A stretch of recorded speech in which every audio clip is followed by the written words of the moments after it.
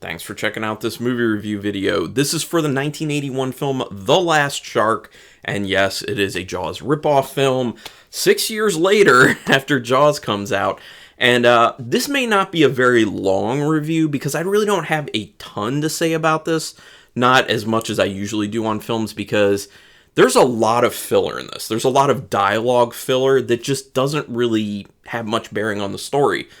A lot of wasted time. You can tell they really stretched the runtime on this one. I think it's only like an hour and 20-some minutes, but it definitely feels longer. Now, this review is for Matt Brewer, subscriber Matt Brewer, so thank you, Matt, for submitting this. I didn't love this film. I didn't even like it that much as a so bad it's good film, but I will rate it in those two ways, as a film in the pantheon of all films and as a so bad it's good. But I will say I'm glad I've seen it because it's another Jaws ripoff film, and I like having seen as many of those as possible. Also, it is a good payoff at the end when you see how terrible the shark looks. And also the explosions, like the water explosions, a lot of fun. So there were enough things for me to be happy that you recommended this one to watch, but I would not watch this film again. Unless I'm watching it with a friend who's never seen it before, just so we could kind of, talk through the film, make fun of it, and all that jazz. But in the vein of talking through it and making fun of it, apparently it received the MST3K treatment, which I need to track that down and find it because I'm sure they made it so entertaining, in my opinion. Directed by Enzo G. Castellari, who also did Cold Eyes of Fear, The Inglourious Bastards, The House by the Edge of the Lake, The Humanoid, The Shark Hunter, 1990 The Bronx Warriors, and Escape from the Bronx, to name a few.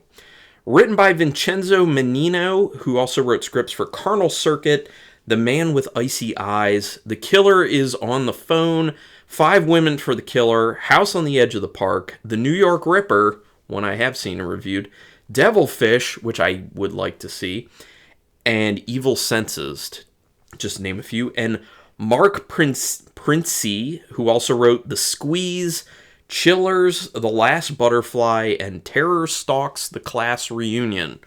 That title sounds like one I want to see. The film was actually pulled from theaters because Universal ended up suing for plagiarism, and they won that suit. Well, it's pretty obvious. You can tell why, because it follows the story of Jaws for the most part. It's just like not even close to being as good, which I think is the main reason I can't really enjoy the film so much. If this was a movie that I'd never seen Jaws in my life before and I saw The Last Shark, might be kind of entertaining to me. But if you've seen Jaws, it's hard for it to be entertaining in any way other than, man, look at how terrible that looks. Man, look at how ridiculous this is. So, just saying. It was released on video in Japan as Jaws Returns. Just so people know, another situation, if you remember, Cruel Jaws, which I reviewed as well, was actually marketed as Jaws 5. So plenty of filmmakers trying to ride the coattails there. A sequel to this film was actually considered, but the mechanical shark was way too damaged from shooting. I'm surprised that it's a mechanical shark, to be honest. It looked just like the versions of the shark, like the full-sized one that you see underwater and the one that pops out of the water, looked like they didn't really move much. I mean, yes, like there is like the chewing motion that happens when Hamer is in its mouth at the end, which is one of the funniest moments of the film. But yeah, for the most part, it doesn't really move much. So animatronic, mechanical, didn't really seem like it. You fooled me. Getting into the actual events of the film, wow. Excessive windsurfing to start the film. With these films, these shark films, I've always talked about excessive this, excessive that, including excessive dolphins was my first big one, and it's gone on from there, and now we're at excessive windsurfing. And then their regatta was basically just consisting of people windsurfing. The explosion under the windsurfer in the beginning of the film is awesome. It blew him way up in the air, into the air, but everything after that was actually pretty lame because he just basically goes missing. Like there's no real payoff to that. Like the exploding him out of the water was the cool thing, and it was cool. It was fun, and I like the fact that they do it later, but I'll comment on that in a bit. Well, looks like a slimy fella as soon as he's introduced. Wells does. He's the mayor for this one. He doesn't really, like, as far as, like, slimy evilness, like quasi-evil bad guy goes, obviously the mayor in actual Jaws did a much better job, but Wells, I mean, sells what he's supposed to. He's kind of like this smooth-talking, slimy dude, which, you know, was very typical for portrayal of politicians at the time. Quote, "One thing's for sure, it wasn't a floating chainsaw." I love that quote. That's my favorite quote from the film. I love that. It wasn't a floating chainsaw. Whoever came up with that, it's gold. It is pure, so bad it's good dialogue gold. I love it. The shark's music is derivative of Jaws, if you take note, but it's corny. It's not nearly as good. It's not the dun-it. But if you really listen to it, it is kind of a derivative of that, and obviously that was intentional because they want people to be thinking Jaws when they're seeing it. Plus, that type of music really worked for Bruce the Shark in Jaws, but it's just not nearly as good. I like when Ed's severed arm is found and nobody's upset about it. Like, people are just kind of like, one dude just asks if he blew himself up because he fishes with grenades. That was another thing. Like, not only are people not upset with the fact that they just find this dude's severed arm at the bottom of his boat, and there's a hole under it too, but they're like, oh, well, he probably just blew himself up because the dude fishes with grenades, which, like, some people have been known to actually do that. You're not supposed to, obviously. But I think it's funny that it's just like this known thing that this dude fishes with grenades, and then on top of that, people just don't care because they're basically like, well, the dude fished with grenades, he was kind of asking for it, and the time has come. So it's just like, okay. Hamer does look a good deal like Quint in Jaws, which I'm very sure was intentional. Again, like having that derivative music. They have this derivative-looking individual, Vic Morrow, playing Hamer. Which, by the way, I think Vic, acting-wise, like character-wise, Hamer's the best. Like, Vic Morrow is Hamer, this Scottish, grizzled guy who knows how to take on sharks. Best character. Kind of sucks that he got chomped at the end, but hey, it was basically the same thing that happened at the end of Jaws with Quint, so obviously they just followed the formula. Hamer's speech about taking down a great white is a bit funny because it is like overly dramatic, especially for recognizing very early on with this film what type of film it is, that it's terrible. So for him to just like go so over the top and just be like, we're gonna get this shark, but yeah, you're just like, this is a bit much. The cuts between the shark ramming the caging that they put up and the slow motion of people jumping in the water, horrible. The fact that they just keep going through between those two and it's like excessive slow motion with people getting into the water. Like, I understand what they're trying to do. They're trying to build some sort of like dread there, but annoying, looked horrible. But hey, you know, it wasn't supposed to be like an awesome film.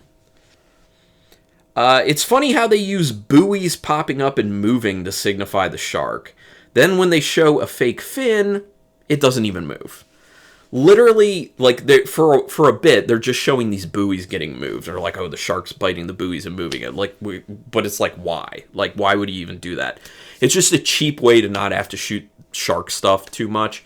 And then they show, like, this fake fin sticking out of the water, and it's literally just sitting stationary, not moving amongst all these people, just chilling there.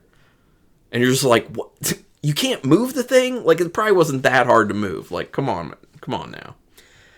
The boat exploding into the air was even better than the windsurfer, and then the shark pops up and looks extremely fake. Yeah, and that's the thing. Like, when you see the shark in this, it looks so unbelievably terrible. But that's one of the best things about this film, is how bad that shark looks, because it gives you a wonderful laugh, in my opinion. I had a very good laugh at that. Just how, like, rigid it is, and it's just, like, literally, when it comes out of the water, no movement, like, whatsoever. You're just like, all right. I wonder if the person who made it felt like super accomplished. On some degree, it's a bit impressive. But to get back to the explosion portion, like that the shooting the boat up was awesome, and the fact that you can tell it was like a dummy because they had the person still on the boat, you could see it was a dummy, like going straight up in the air because they're not like flailing their limbs or anything; they were just going straight up in the air. So if you watch the film, like go back and kind of like play that, either just like replay it a few times or play it in slow-mo. Pretty funny. When the moving buoy just stopped at the dock support, did it mean that the shark ran into it?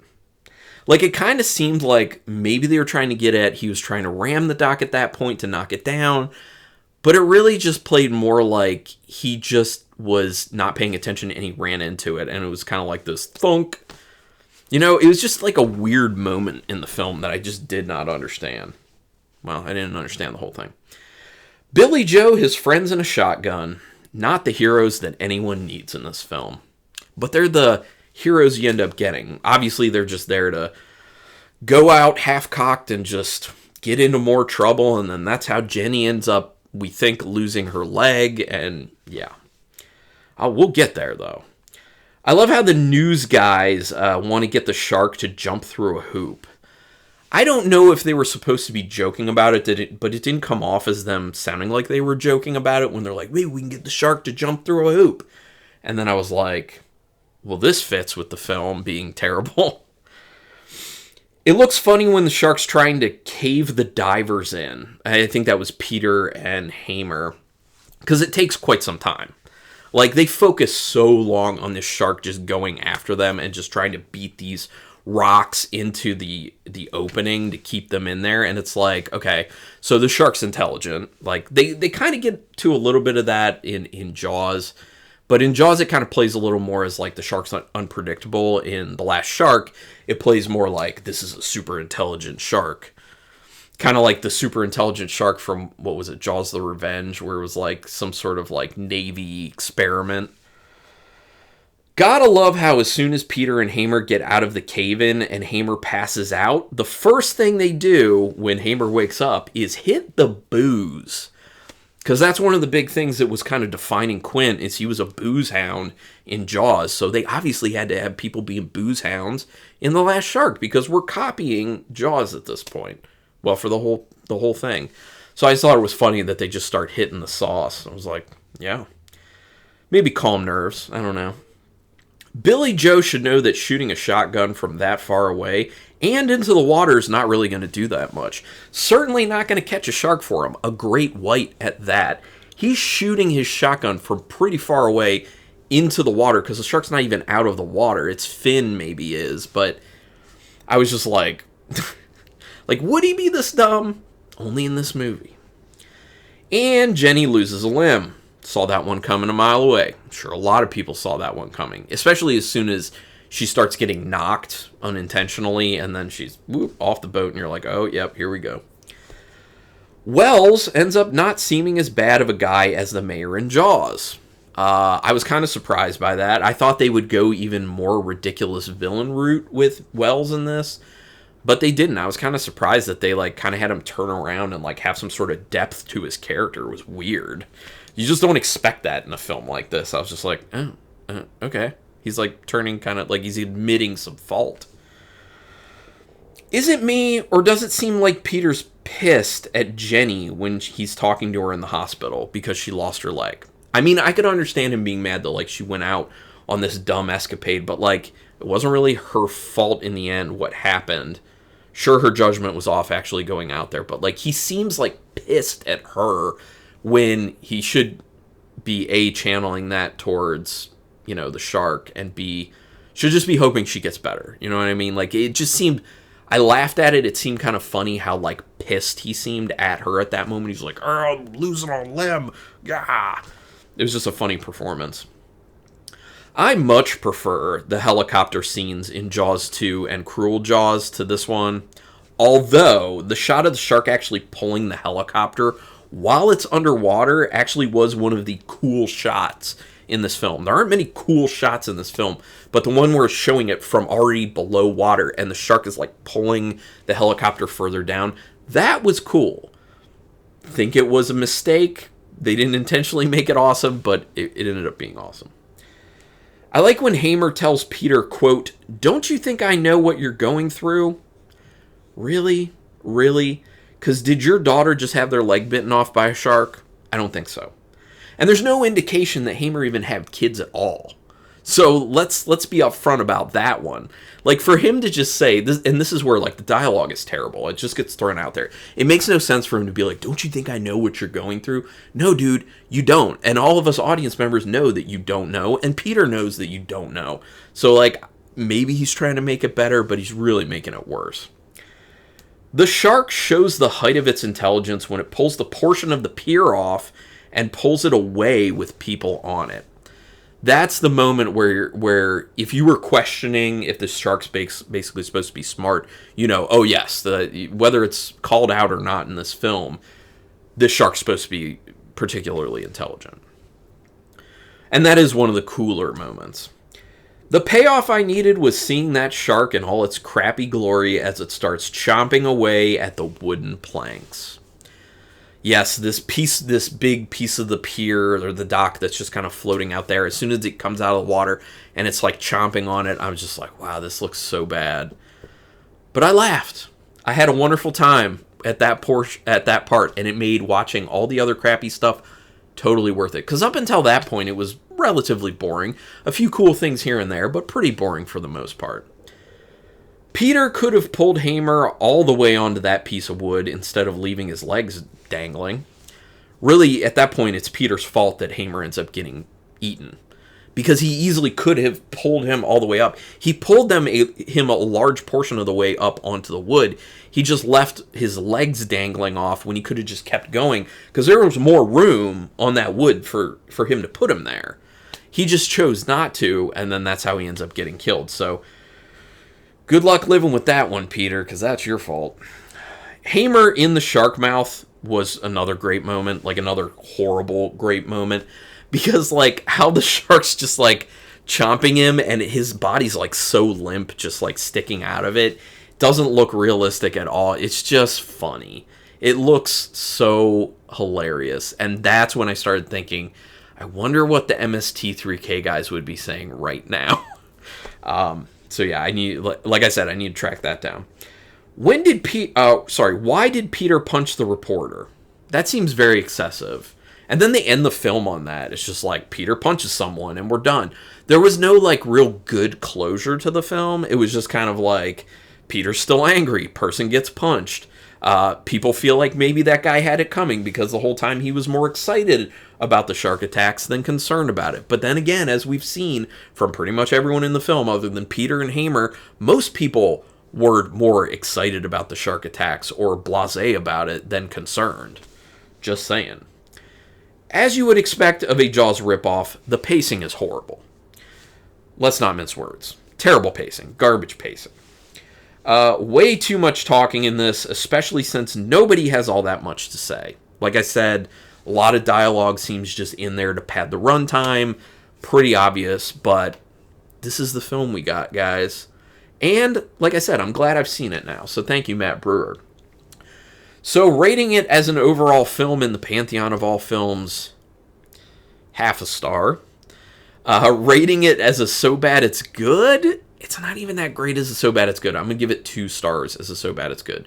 Between 2 and 2.5, but I'm 2. There's not enough. Like, there needed to be more ridiculous, stupid things in there and less talking, like stupid talking. Like, if there were more ridiculous lines in there or like quirky characters or weird character interactions, like that would be great for a so bad it's good. But, you know, so 2 stars as a so bad it's good. Anyway, would love to hear your thoughts on this film, especially Matt Brewer's. Go ahead and put it down in the comments. Do me a quick favor, though. Hit subscribe to my channel if you haven't already. It is quick, painless, costs you nothing, and it keeps me motivated. It makes me very, very happy. I literally view it as you repaying me for all the hard work I'm putting in. Also, hit the notification bell button, because then you'll know when I'm putting up all my new videos, which I'm doing at least 4 a week. And when I'm recording this week, I'm putting out 6 videos in a week, and that's a lot. So I'm putting in work, so repay me with the subscribe and hitting the notification bell button and watching my videos when they go up. You don't have to pay me, you just do it that way. But anyway, thank you everyone for taking your time to watch this video, and until next time, keep it brutal.